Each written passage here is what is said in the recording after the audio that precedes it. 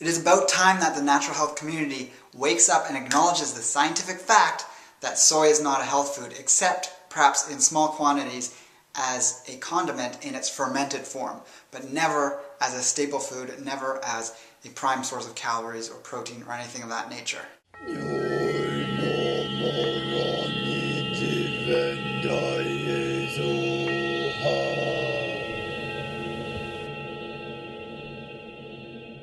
Hello, kindred longevity lifestyle designers. This is Zach, your secrets of longevity.com.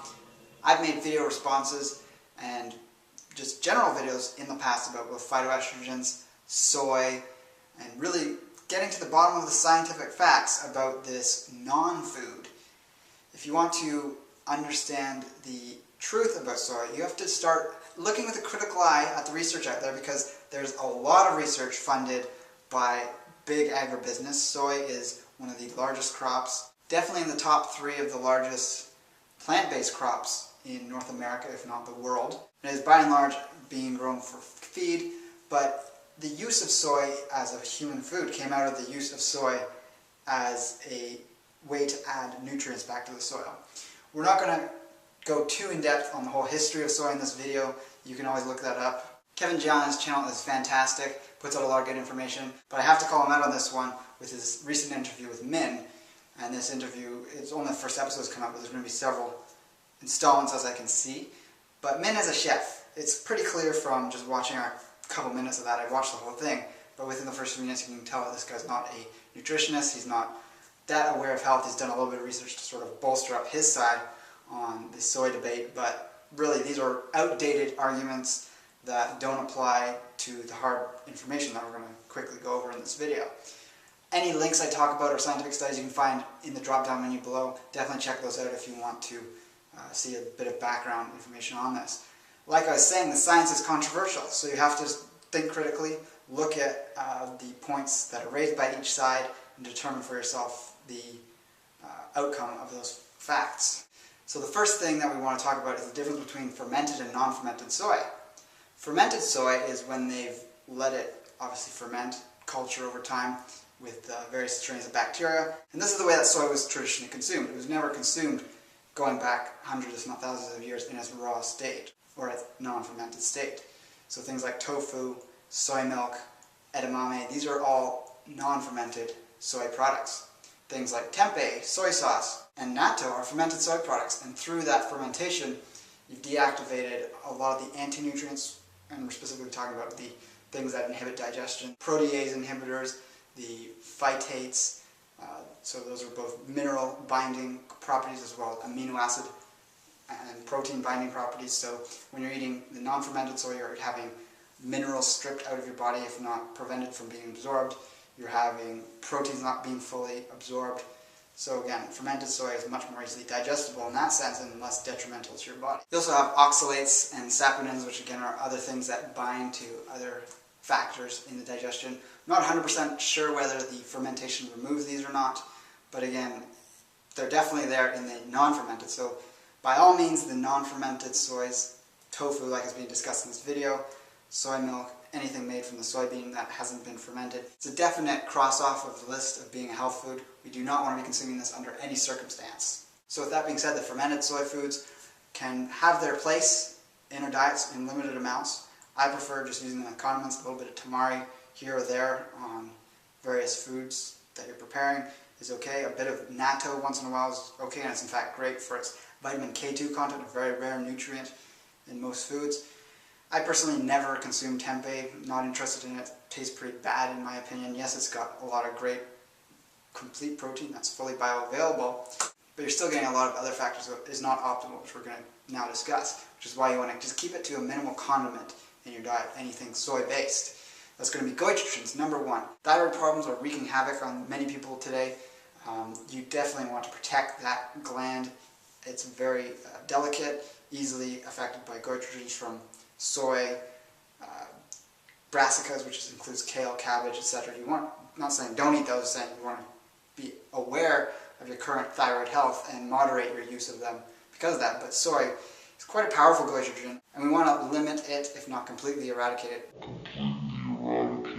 depending on the health of our thyroid. Probably the number one biggest factor that I personally think people should be avoiding soy, and a lot of people are talking about as being a major problem of soy, is the isoflavone or phytoestrogen content in it. When we talk about phytoestrogen, there's a lot of foods, virtually all plant foods contain some degree of phytoestrogens. We can't just simply label all phytoestrogens as bad because they're all different. They all have different effects. They have different potencies. They have different quantities in each food. Soy happens to be the second highest food commonly found in the human diet containing phytoestrogens. The highest is actually flax. That's something else I highly recommend not touching in any way, shape, or form.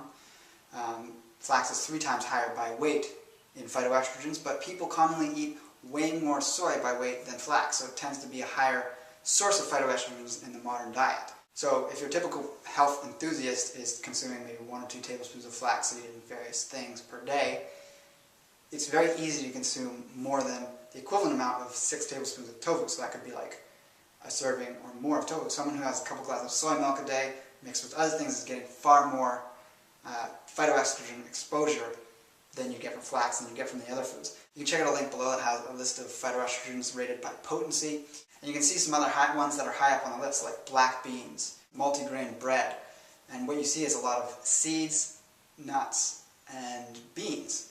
These are all mini uteruses of the plant. These are the female parts of the plants, and as such, they contain the female hormones of the plant, which are phytoestrogens, which mimic estrogens in our body, but again, different plants have different amounts.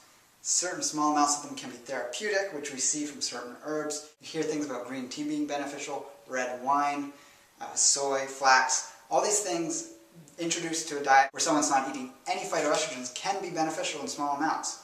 But it's when you hear this thing, that thing, this thing, and the other thing are all beneficial because they have phytoestrogens, and we start taking them all, then you're overloading your body with estrogens. Then you're eating 7 times the amount that was done in that study. For example, soy, when it's thrown into everything, you're consuming way too much. And for those people who have a problem with their hormones, which is a lot of people these days, from lack of good foods that build the androgens and other anabolic type hormones, or build progesterone and the equivalent female hormones that are balancing to the estrogens, then you start running into problems.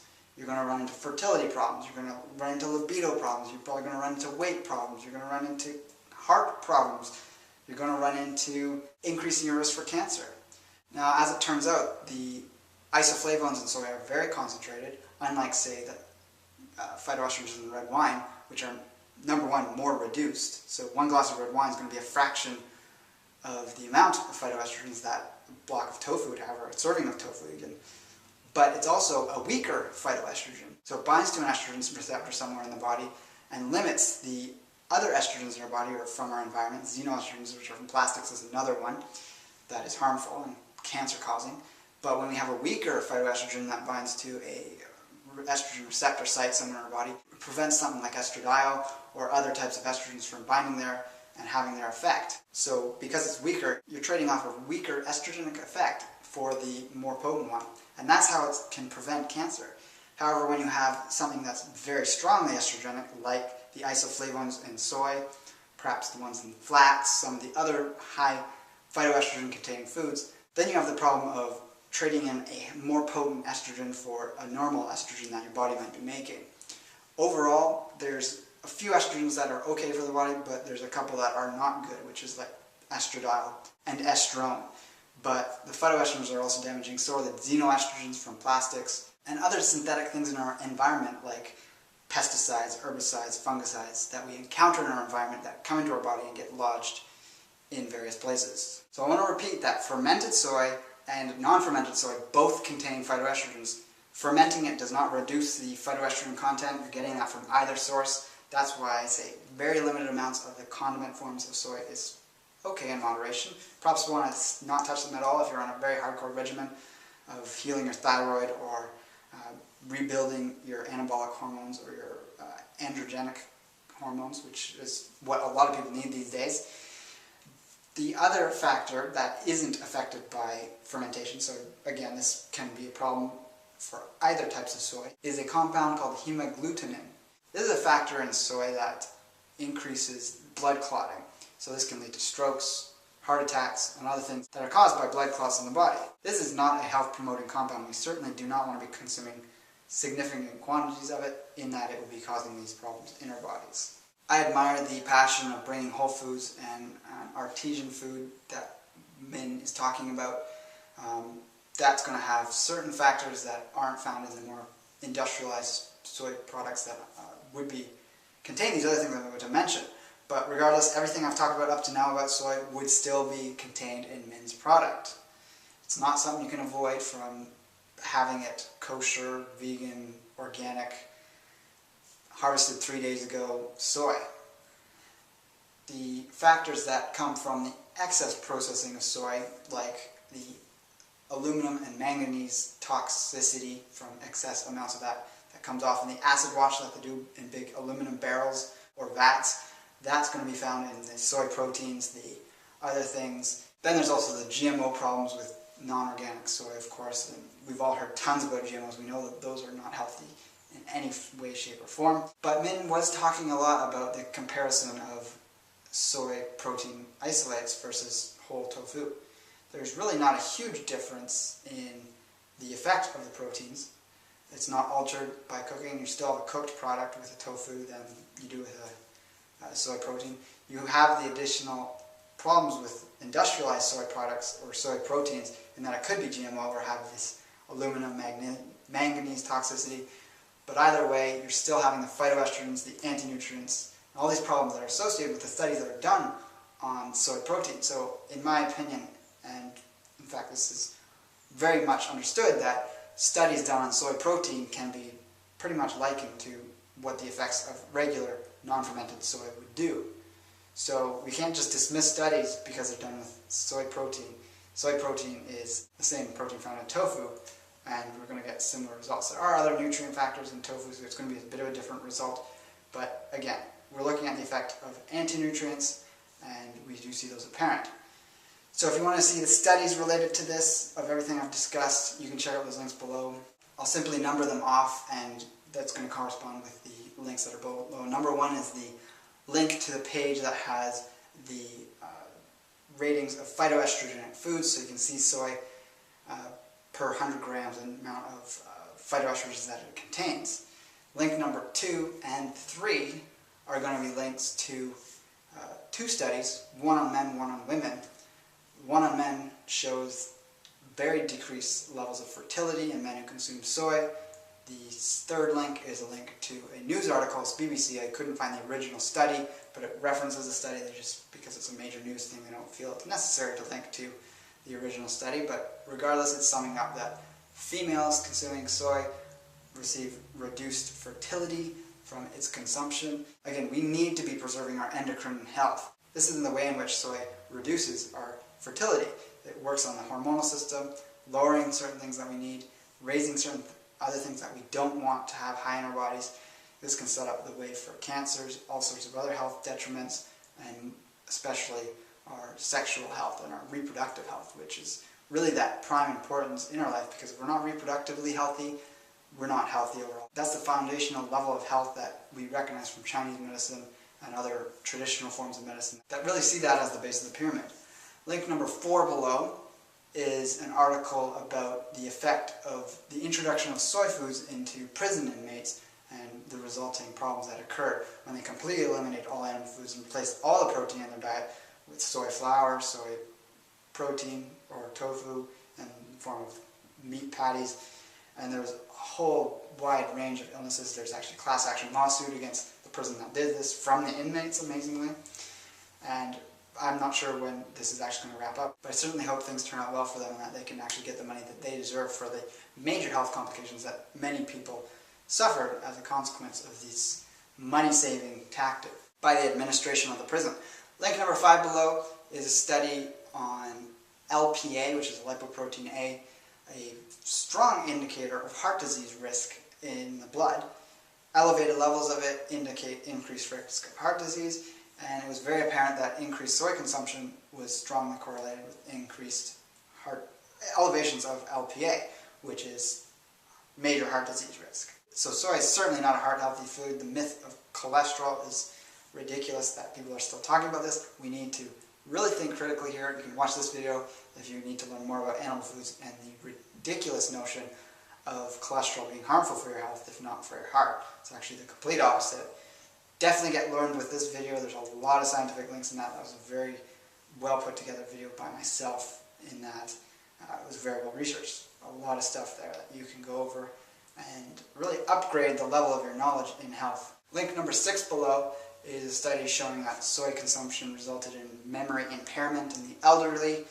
Again, these are just more reasons why we should be eliminating this food from our diet, not encouraging its consumption. Link number 7 below is the final link, and that one is to an article on the Weston A. Price Foundation's website, which just summarizes the history of soy and a lot of other studies on soy. I don't want to hear the BS about the Weston A. Price Foundation is not legitimate because they link to the studies in the articles. You can't argue with that. Trying to dismiss something just because you disagree with it without actually addressing the points that they raise with the strong scientific foundation that they put in their articles and link to is a really common tactic we see with people who want to dismiss their points and the general points of those promoting true health as opposed to this sort of agri-funded health, which comes in the form of veganism, promotion of soy consumption, and basically the promotion of anything that's not backed up by sound, third-party scientific investigation. So with that, ruminate on these things, look over those links, let me know what you thought about this video in the comments below, subscribe if you haven't done that before, and if you think these are some good points that I raised, definitely like and favorite and share the video. All of that helps me in many ways, and with that, take care and embrace life without limits.